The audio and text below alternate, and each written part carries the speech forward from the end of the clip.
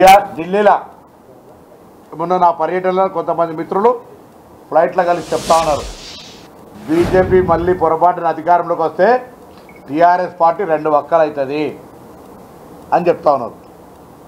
మళ్ళా ఓంగా కొత్తగా నేను వింటా ఉన్నా, ఇలా మా మిత్రుడు తమ్ముడు బీఆర్ఎస్ సాఫ్ చేయాలి, అభివృద్ధి మీరు మేము చేసుకుందాం అంటాడు. నిన్నటిదాకా డబుల్ ఇంజన్ సర్కార్ అన్నారు, 100 సీట్ల డిపాజిట్ రాలే. ఇప్పుడేమో కొత్తగా అశాస్త్రీయంగా ఈ దేశంలో ధర్మాన్ని కాపాడడానికి దేశవ్యాప్తంగా 4 జగద్గురువులుంటే 4 పీఠాలుంటే ఎప్పుడు కూడా భగవంతునికి లింగ ప్రతిష్ట ప్రాణ ప్రతిష్ట జరగాలంటే వేద గురువులచే నిర్వహింపబడే ముహూర్తమో వాళ్ళ చేతుల మీద జరగాల్సిన పుణ్య కార్యక్రమాన్నో సమయం కాని సమయంలో పూర్తిగానే అసంపూర్తిగా ఉన్న ఎన్నికల సమయంలో దృష్టిలో పెట్టుకొని రాముని పేరును మార్కెట్ చేసుకొని ప్రారంభిస్తున్న అంశం మీద జవాబు చెప్పాలి స్థానిక పార్లమెంటు సభ్యుడు. ఏ ఊరికి వెళ్ళినా రాముని ఫోటోలు పెట్టి బాణం వేసే ఫోటోలు, ఎన్నికల లోపల గత ఎన్నికల లోపల మంగళసూత్రాలు అమ్ముకున్నారని చెప్పిన మీకు ఈ నిధులు ఎక్కడికి వచ్చినాయో చెప్పాలి.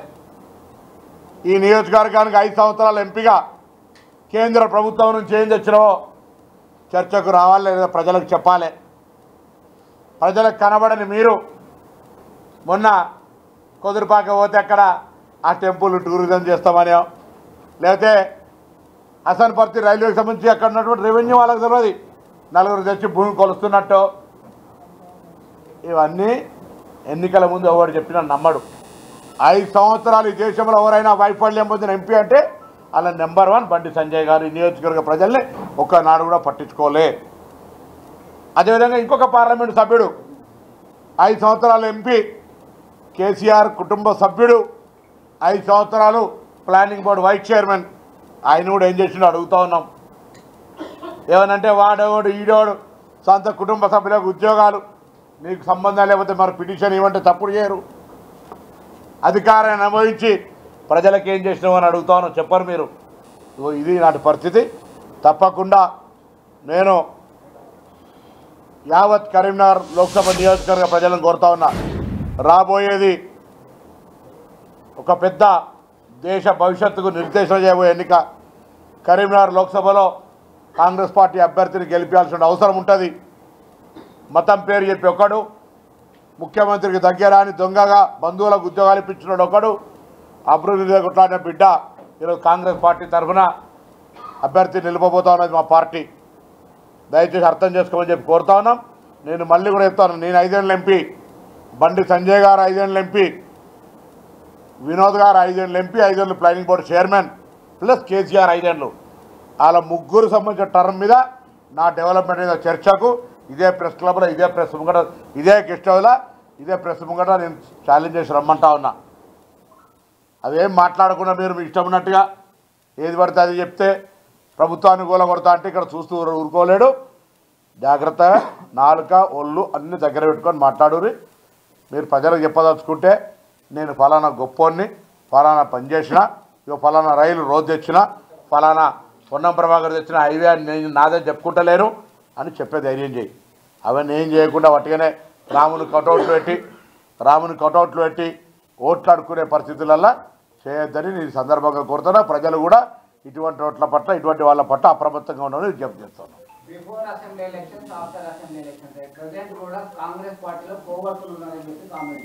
ఎవరికి తెలిసింది మాట? బండి సంజయ్ జ్యోతిష్గా చదివిండా, లేకపోతే టీఆర్ఎస్ వాళ్ళు ఆయనకు సమాచారం ఇస్తుండ్రా? అరే నా ఇంటెలిజెన్స్ ఏం చేస్తుందో నాకు తెలుస్తుంది కదా, నీకెట్లా తెలుస్తుందో అంటున్నా. జ్యోతిష్కమే చెప్పిండు ఆయన. మీకు జ్యోతిష్కం అనిపించకపోతే నాకైతే జ్యోతిష్కం లెక్కన అనిపిస్తుంది. నా ఇంటెలిజెన్స్ ఏం చేస్తుందో, నా శాసనసభ్యులు ఏం చేస్తారో, నా కాంగ్రెస్ పార్టీ 64 మంది ఎన్నికైన కుటుంబ సభ్యులు మేము ఏం చేస్తారో మాకు తెలుసు కదా. కేటీఆర్ పొద్దుగాలు లేతే పాప అధికారమైన బాధలు ఆయన ఉన్నాడు. అదే అటు చెప్తున్నా, వాళ్ళ అసహనం, వాళ్ళు ఎన్నడూ కళలు ఊహించలే. మేము ప్రభుత్వాలకే పడిపోతామని అనుకోలే, మా ప్రగతి భవన్ పోతాం అనుకోలే, మా బంగారాలకే బయటకు పోతామని అనుకోలే, అటువంటి రాజభవనాలకి వాళ్ళు అంటుంటారు.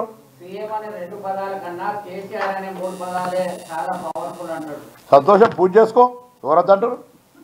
నో, పర్మనెంట్ అట్లా ఉండండి. ఈ పదవి దిప్పే రాకండి. మీకు జీవితంలో పదవే తీసుకోకు. సీఎం అనేది కేసీఆర్ తర్వాత కేటీఆర్ అనే పదాలకే అర్థం చేసుకొని పూజ చేసుకొని దండం పెట్టుర్రి. సీఎం అనే పదం మీకు పడదు, రాకండి.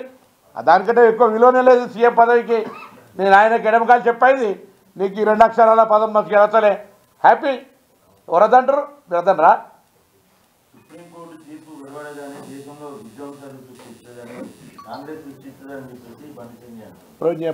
బాగాలేదు, మెదడని ఉండాలి కదా మాట్లాడాలి. దేనికి ఎందుకు మాకే విధ్వంసాలు సృష్టించే అవసరం వస్తుందే? దేశం మాది, దేశం మేము నిర్మాణం చేసినాం, దేశం ఆస్తులు అమ్ముకుంటలేం. దేనికి విధ్వంసాలు సృష్టిస్తాం? తీవ్రవాద సంస్థలు మాదేమన్నా జ్ఞానం లేదా? పూర్తి జ్ఞానం ఏమన్నా ఇటువంటి మాటలు మాట్లాడే బుద్ధి జ్ఞానం లేకుండా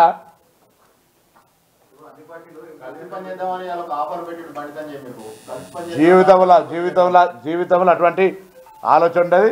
వాళ్ళు టీఆర్ఎస్కు కలిసి ఉన్నారు. మేము మా లైన్ వేరు, బీజేపీ లైన్ వేరు. పక్కా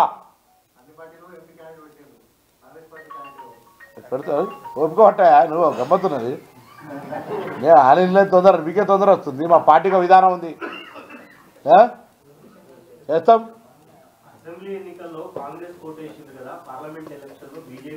మీరే అనేది డబుల్ ఇంజన్ సర్కార్ అంటే బాగుంటుందని.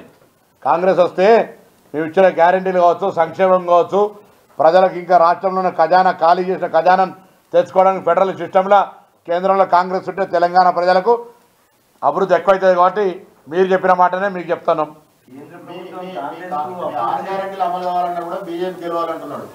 మాకు మీరు సహకారం ఏమంటారు? కూలగొడతారని పడుతుంది, పైసలు ఎవరైనా పడుతుంది, ఇవన్నీ పడుతుంది. మళ్ళీ మా గ్యారెంటీలు అమలు వాళ్ళు బీజేపీ పడుతుంది. మీకు మాకేం పోతాయా? మా సర్కార్ వస్తే మేము చేస్తాం. మా సర్కార్ రావాలని కోరుకుంటున్నాం, ప్రజలను గెలిపేమని అడుగుతున్నాం. సరే నువ్వు ఒక 4 మీ అదే పనండి. ఇదిగా ఊరుకో చాలు. ప్రతిదానికి బ్రా ఊరు అడగాలి. ఒక అందరు ఉన్నారు. ప్రెస్ కాన్ఫరెన్స్ ఎందుకు ఇవాళ చర్చ జరిగినాక మళ్ళీ అడుగుతా. దాన్ని అడుగుతున్నావు, చెప్పు. మరి ఏం కావాలి చెప్పు. ఏమని చెప్పదు ఏందో